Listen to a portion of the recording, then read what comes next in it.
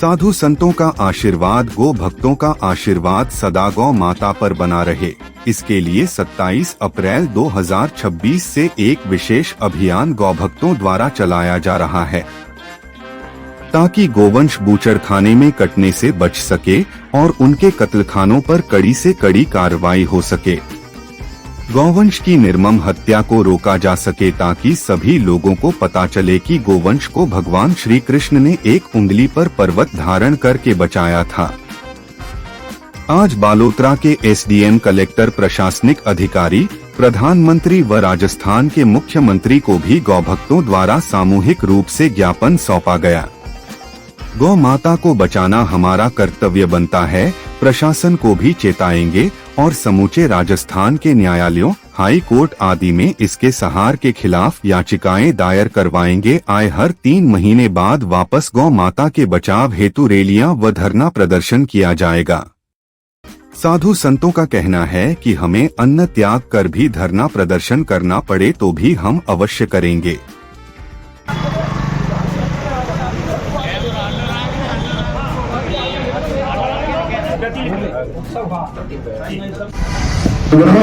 इस कार्यक्रम को संबोधित कर आगे के कार्यक्रम को हम पश्चिम साहब को ज्ञापन प्रस्तुत करेंगे।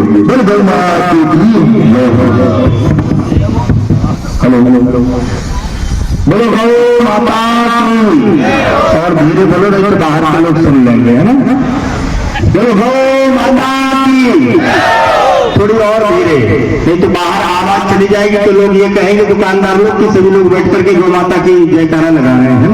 बोलो गौ माता की। मैं मात्र 5 मिनट में अपनी बात पूरी करके, चूंकि समय पूरा हो गया है, 10:30 बजे यहाँ से निकलने का समय था, तो 10-5 मिनट लेट चलता है। आप सभी को याद है गौ सम्मान आवाहन अभियान आज इतिहास के पन्नों में दर्ज होगा कि एक ही तिथि में, एक ही मुहूर्त में, एक ही नक्षत्र में, एक ही दिन संपूर्ण भारत की हर तहसील में गौ सम्मान आवाहन अभियान चल रहा है।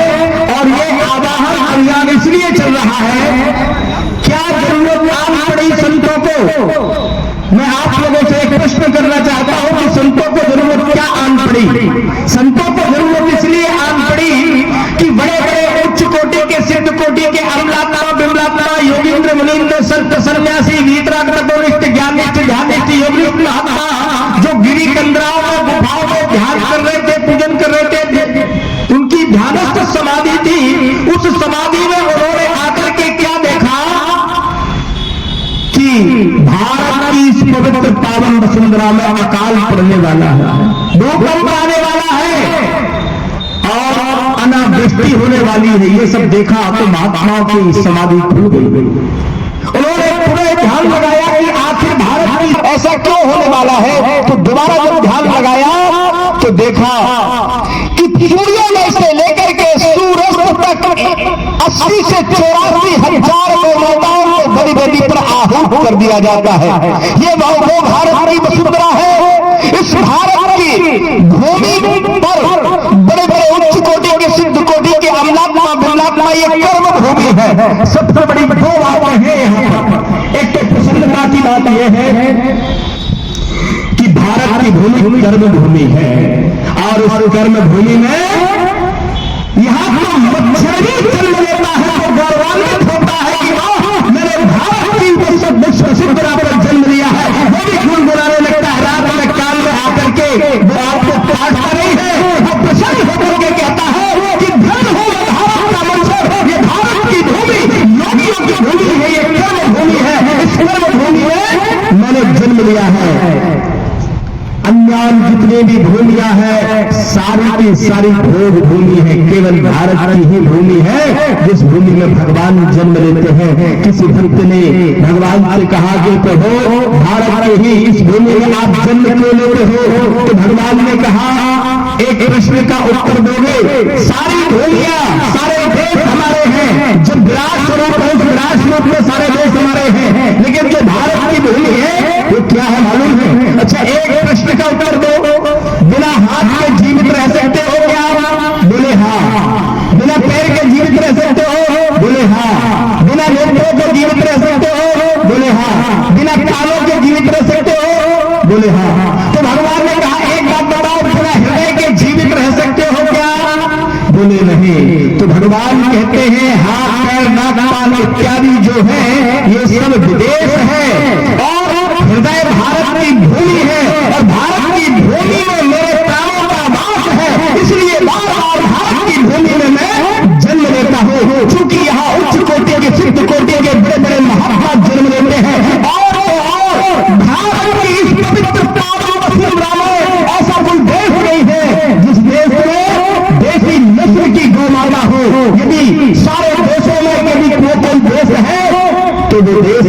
भारत की भूमि है। उद्देश्य क्या है, इस ज्ञापन का संकल्प क्या है? गावो विश्वस्य मातरः प्रधान संरक्षक वेद लक्षणा गौमाता एवं अध्यक्ष नंदी बाबा वृषभ की प्रेरणा से संचालित गौ सम्मान आवाहन अभियान समस्त गोभक्त संत समाज एवं भारत के सजग नागरिक। विषय क्या है? संपूर्ण भारत में अभी अखिल वेद लक्षणा गौमाता संपूर्ण देशी गौवंश की विधिवत सेवा, पूर्ण सुरक्षा एवं राष्ट्रीय सम्मान प्रदान करने हेतु केंद्रीय कानून बनाने और गौपालन मंत्रालय स्थापना के लिए संपूर्ण भारतवासियों की ओर से विनम्र निवेदन है। मान्यवर सनातन संस्कृति के ध्वजवाहक एवं समस्त भारतीयों की आस्था के केंद्र आदरणीय मोदी जी, विगत 12 वर्षों में आपने ऐसे कार्य किए हैं जो पूर्ववर्ती सरकारें 65 वर्षों में नहीं कर सकी। ऐसे कार्य आपकी देशभक्ति, दृढ़ इच्छा शक्ति एवं कार्य दक्षता के कारण ही संभव हो सके हैं। प्रभु श्री राम के मंदिर निर्माण एवं जम्मू कश्मीर में अनुच्छेद 370 हटाने जैसे ऐतिहासिक कार्यों के बाद हम समस्त सनातनी आपकी दृढ़ इच्छा शक्ति, कार्य दक्षता और आपके सांस्कृतिक पुनरुत्थान के कार्यों के प्रति हम नतमस्तक हैं। आपके पंच प्राण के संकल्प में अपनी विरासत पर गर्व एवं मुख्य स्तंभ है। भारतीय देसी गौवंश हमारी सांस्कृतिक और आध्यात्मिक विरासत का जीवंत प्रतीक है। जब तक गौमाता असुरक्षित है तब तक हमारी सांस्कृतिक पूर्णता अधूरी है। जिस प्रकार आपने काशी विश्वनाथ धाम और महाकाल लोक के माध्यम से भारत की आध्यात्मिक आभा को पुनर्जीवित किया है, उसी प्रकार गौमाता को राष्ट्रीय सम्मान देकर आप ही भारत के सांस्कृतिक पुनरुत्थान के इस महायज्ञ की पूर्णाहुति कर सकते हैं। आपसे देश के समस्त सनातनी गौ भक्तों, कार्यकर्ताओं, जागरूक नागरिकों एवं संत समाज की ओर से विनम्र निवेदन है कि वर्तमान में भारतीय गौवंश की स्थिति अत्यंत पीड़ादायक है।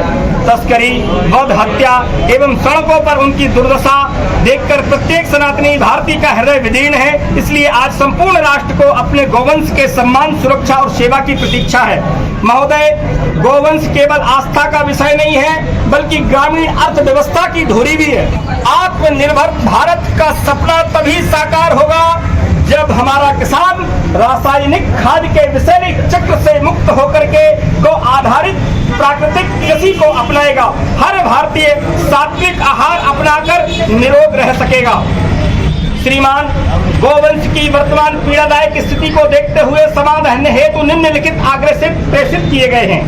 पहला यह है, एकीकृत केंद्रीय कानून एवं स्वतंत्र मंत्रालय संविधान के अनुच्छेद 48 के तहत गौ संरक्षण राज्य का विषय है। कुछ राज्यों ने गौवध पर पूर्ण प्रतिबंध लगाया भी है, किंतु कई राज्यों की असमर्थता अथवा अरुचि को देखते हुए केंद्र सरकार संविधान में आवश्यक संशोधन करते हुए केंद्रीय गौ सेवा एवं संरक्षण अधिनियम लागू करें। समस्त गौ वधशालाओं, कसाई खाने के लाइसेंस निरस्त हों और वधशालाओं, कसाई खाने पर शीघ्र अति कठोर कार्रवाई हो। इसके क्रियान्वयन हेतु स्वतंत्र केंद्रीय गौ लाइसेंस निरस्त हो, सेवा मंत्रालय और स्पेशल टास्क फोर्स का गठन हो। दूसरा, संवैधानिक सर्वोच्चता। देसी गोवंश को राष्ट्रमाता या राष्ट्र आराध्या के रूप में आधिकारिक संवैधानिक मान्यता प्रदान कर उसे विशेष राष्ट्रीय संरक्षण दिया जाए। तीसरा, कठोर दंडात्मक प्रावधान।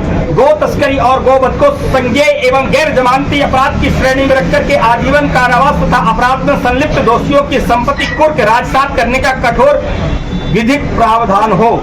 चौथा है, आर्थिक आत्मनिर्भरता, गव्य आधारित अर्थव्यवस्था। पंचगव्य गोबर गौमूत्र अनुसंधान को बढ़ावा देकर के इन्हें प्राकृतिक कृषि हेतु जैविक खाद, कीटनाशक और औषधि के रूप में सरकारी खरीद तंत्र से जोड़ा जाए। स्कूलों में